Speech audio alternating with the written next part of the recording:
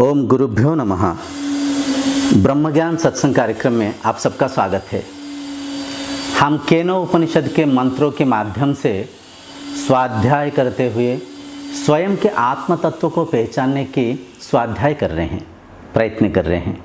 इस प्रयास में केनो उपनिषद की पहली और द्वितीय मंत्र को हम समझ चुके हैं। अगर आप नहीं देखे होंगे तो कृपया विधिवत इन वीडियो को देखिए। एपिसोड 1 से मंत्र 1 से अगर आप देखेंगे तो इन गहरी बातों को सहज भाव से सरल रूप से आप समझ पाएंगे। तो आइए सबसे पहले केनो उपनिषद के तृतीय मंत्र को मंत्रोच्चारण करेंगे और उस मंत्र के गहरी अर्थ के माध्यम से हम स्वयं के आत्म तत्व को समझने के प्रयत्न करेंगे। मंत्र इस प्रकार है। न तत्र चक्षुर्गच्छति न वाग्गच्छति न मनः न विघ्नो न विजानीमे यथौ तदनुशिष्यात्। न तत्र चक्षुर्गच्छति, चक्षु आँखें, यह आँखें उस ब्रह्म तक पहुँच नहीं पाएगा। यह आँखों के माध्यम से उस ब्रह्म को देख नहीं सकते। न तत्र चक्षुर्गच्छति, इन चर्म चक्षु से उस ब्रह्म को, उस परमात्मा को, उस आत्म तत्व को नहीं देख सकते।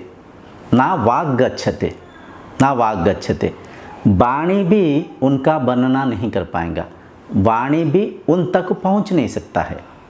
न तत्र चक्षु गच्छते ना वाग गच्छते न मनः, यहाँ पे ये बात भी स्पष्ट भाव से बताया गया। मन भी उस ब्रह्म के कल्पना नहीं कर सकता है। मन भी उस ब्रह्म के वर्णना नहीं कर सकता है। ना विघ्नो ना विजाने में यथाउ तदनुशिष्यास।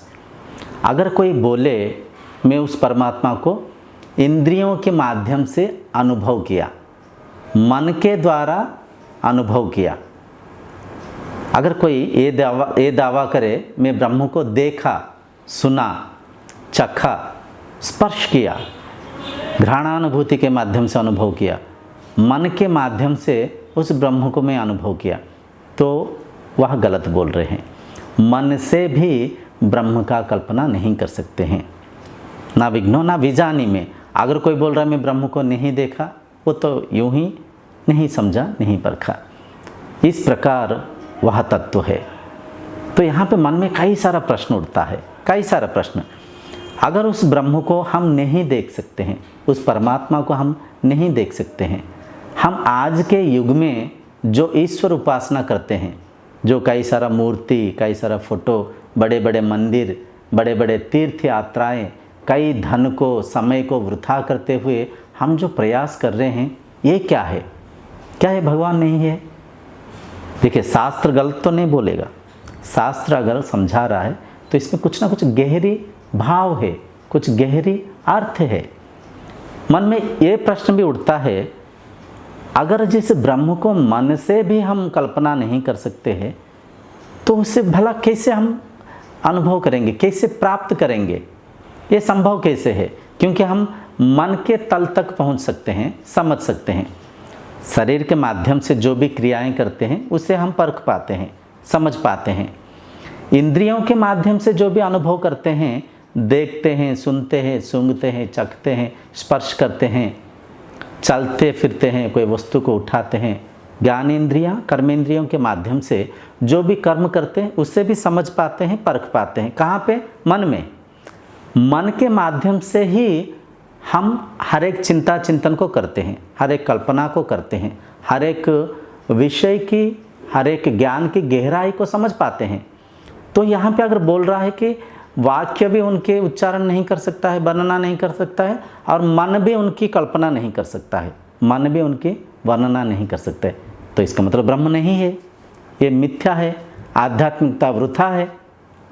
नहीं नहीं नहीं, ये बात नहीं है। वो ब्रह्म संसार, शरीर, इंद्रियां, मन के ऊर्ध्व में है। वह ब्रह्म विषय है। विषय को वस्तु के रूप में, मन के ऊर्ध्व में जो शक्ति है, मन को जो शक्ति विनियोग कर रहा है, उस शक्ति को मन के माध्यम से अनुभव करना, कल्पना करना असंभव है। वह शक्ति आप स्वयं है। यहाँ पे देखिए कई लोग यहाँ पे आके ना फंस जाते हैं, उलझन में पड़ जाते हैं। कई लोग इस वाक्य के साथ, इस मंत्र के तल पे आके आध्यात्मिकता को मतलब छोड़ देते हैं।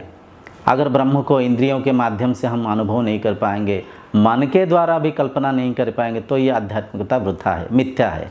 ये शास्त्र भी मिथ्या है, ये सत्संग भी मिथ्या है। मिथ्या नहीं है, मिथ्या नहीं है। तर्जमा करना है, समझना है। विषय को हम वस्तु के रूप में देखने के प्रयत्न कर रहे हैं, देख नहीं पा रहे, विचलित हो रहे हैं। रामचरितमानस के बाल कांड में भी इसके वर्णना आता है, ब्रह्म के वर्णना। बिन पद चलाई सुनाई बिन काना, कर बिनु करम करई विधि नाना, आनन रहित सकल रस भोगी, बिनु वाणी वकता बड़ा जोगी। राम सिया राम, सिया राम जय जय राम, राम सिया राम, सिया राम जय जय राम। यहाँ पे देखिए क्या बोला जा रहा है। बिन पद चलई सुनई बिन काना, कर बिन करम करई विधि नाना, आनन रहित सकल रस भोगी, बिन वाणी बकता बड़ा जोगी। वह जो ब्रह्म है, शरीर रूपक इस रथ में बैठकर इंद्रियों की सहायता से, इंद्रियां घोड़ा है, ये शरीर रथ है, इंद्रियां घोड़ा है, इंद्रियां रूपी घोड़ों के माध्यम से ये रथ रूपी शरीर ये संसार में परिचालन हो पा रहा है, चल पा रहा है। मन सारथी है, मन सारथी है। मन इंद्रियों को नियंत्रण करना चाहिए, इंद्रियां शरीर को सुचारू रूप से चलना चाहिए, तब जाकर ये रथ में बैठा हुआ रथी रूपक आत्मा अपने लक्ष्य स्थल में पहुंच पाएगा, रथ सुपथ में जा पाएगा। तो यहाँ पे बिन पद चले, ब्रह्म का कोई पैर नहीं है, लेकिन इस शरीर रूपक रथ में बैठकर शरीर के माध्यम से वह ब्रह्म चल पा रहे। बिन पद चले सुने बिन काना, ब्रह्म के कोई कान नहीं है, लेकिन अनुभव के माध्यम से मन के द्वारा, मन के साक्षी के भाव से, मन के दृष्टा के रूप में, मन के वृत्ति को सुनते हुए, देखते हुए, अनुभव करते हुए हर एक मन के विचारों को वह ब्रह्म ही देख रहे हैं। तो कान के बिना भी सुन पाते हैं। बिन पद चले सुने बिन काना, कर बिन कर्म करे विधि नाना। हाथ पैर नहीं है, लेकिन हर एक कार्य को वही ब्रह्म कर रहे हैं। शरीर उनके आधार से ही जीवित है, चल पा रहा है, वजन को उठा पा रहा है, काम कार्य कर पा रहा है, प्राण शक्ति भी उनसे ही परिचालन हो रहा है। बिनु पद चले सुनई बिनु काना, कर बिनु कर्म करे विधि नाना, आनन रहित सकल रस बोधगी, बिनु वाणी बकता बड़ा जोगी। तो ये जो वाक्य, ये जो जिह्वा वाक्य उच्चारण कर रहा है, उस वाक्य उच्चारण करने की जो शक्ति वही ब्रह्म से ही प्रदान हो रहा है। उस ब्रह्म से ही शक्ति पाकर यह वाणी उच्चारण कर पा रहे, मन विचार कर पा रहे। तो मन के ऊर्ध्व में वह ब्रह्म है।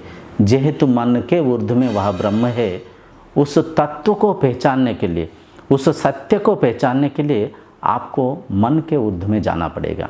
कैसे जाएंगे? साधना विधि के माध्यम से। आगामी चर्चा में जब हम अष्टांग योग के बारे में चर्चा करेंगे, आगामी चर्चा में जब हम साधन चतुष्टय के बारे में चर्चा करेंगे, उन गहरा साधना के माध्यम से मन जब शांत होगा, मन जब स्थिर होगा, मन जब मौन होगा, मन जब समाधिस्थ होके निर्विकल्प समाधि में जब मन तुरीय स्थिति में जाके पहुँचेगा, तब ज्ञाता, ज्ञान, ज्ञेय तीनों एक हो जाएगा। मन की तुरीय स्थिति में जाकर आप उस ब्रह्म तत्व को पहचान पाएंगे, उस आत्म सत्ता को पहचान पाएंगे। तो आज की चर्चा की उद्देश्य, निष्कर्ष ये है, उस ब्रह्म को हम वाणी के माध्यम से उच्चारण करके वर्णना करके नहीं बोल सकते हैं, कान के माध्यम से सुन नहीं सकते, आँख उस ब्रह्म को देख नहीं सकता है, मन उस ब्रह्म की कल्पना भी नहीं कर सकता है।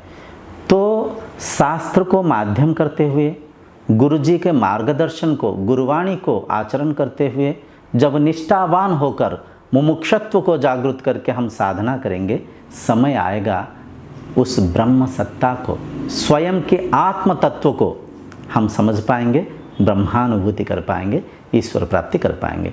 तो इस बात को बिल्कुल मन में बिठा लीजिए, जो आँखों से हम देख रहे हैं वो अनात्मा है, अनित्य पदार्थ है। जो कान से सुन रहे हैं, जो इंद्रियों के माध्यम से अनुभव कर रहे हैं, जो मन के तल पे हम विचारों में भी हम फंसे हुए हैं, भगवान को कोई रूप में दिखा दिया, कोई रंग में दिखा दिया, कोई नाम को, कोई धर्म को, कोई पंथ को हमें समझा दिया, हम उसी को पकड़ के बैठ गए, उसी को मान के चल रहे हैं। इससे मानना को त्यागना पड़ेगा। ईश्वर प्राप्ति करने के लिए हम सत्य को अनुसंधान करना पड़ेगा, अनित्य नित्य पदार्थ के पार्थक्य को समझना पड़ेगा, विवेक वैराग्य को मन में जागृत करना पड़ेगा, मन को शांत करना पड़ेगा, मन को स्थिर करना पड़ेगा, मन को नियंत्रित रखना पड़ेगा। तब मन इंद्रियों को नियंत्रित कर पाएगा, तब इंद्रियां शरीर के ऊपर नियंत्रण कर पाएंगे। मन शांत होगा, मन मौन होगा, मन समाधिस्थ होगा और मन उस सत्ता के साथ समाहित होकर हम स्वयं को पहचान सकते हैं। तो आज की चर्चा के उद्देश्य, निष्कर्ष, ब्रह्म को प्राप्त करने के लिए केवल एक ही मार्ग है, साधना मार्ग, गुरुवाणी, शास्त्र ज्ञान। तो विषय को वस्तु के रूप में परखने के प्रयत्न मत करिए। अगर इंद्रियों के माध्यम से कोई अनुभव करके मन के तल पे कुछ विचारों को, कुछ अनुभव को आप ईश्वर मान लेते हैं, ब्रह्म मान लेते हैं, ये मिथ्या है, ये मिथ्य है। उस मानने के साथ, उस अनुभव के साथ सीमित ना रहते हुए ब्रह्मानुभूति करने के लिए जब आप प्रयत्न करेंगे, साधना करेंगे, गुरु जी के आचरण को जब आप, गुरुवाणी को, मार्गदर्शन को, गुरु जी के मार्गदर्शन को जब आप आचरण करेंगे, तब समय आएगा सत्य को समझ पाएंगे, ब्रह्म तत्व को समझ पाएंगे, आपके अजरत्व को, अमरत्व को, आपके असीम सत्ता को पहचान पाएंगे। आशा करता हूँ धीरे धीरे आप इन बातों को थोड़ा थोड़ा समझते होंगे। मन में कोई प्रश्न उठे तो कमेंट सेक्शन में लिख के भेजिए, उसके ऊपर भी हम कुछ वीडियोस बनाएंगे, उसको उत्तर देने की प्रयत्न करेंगे।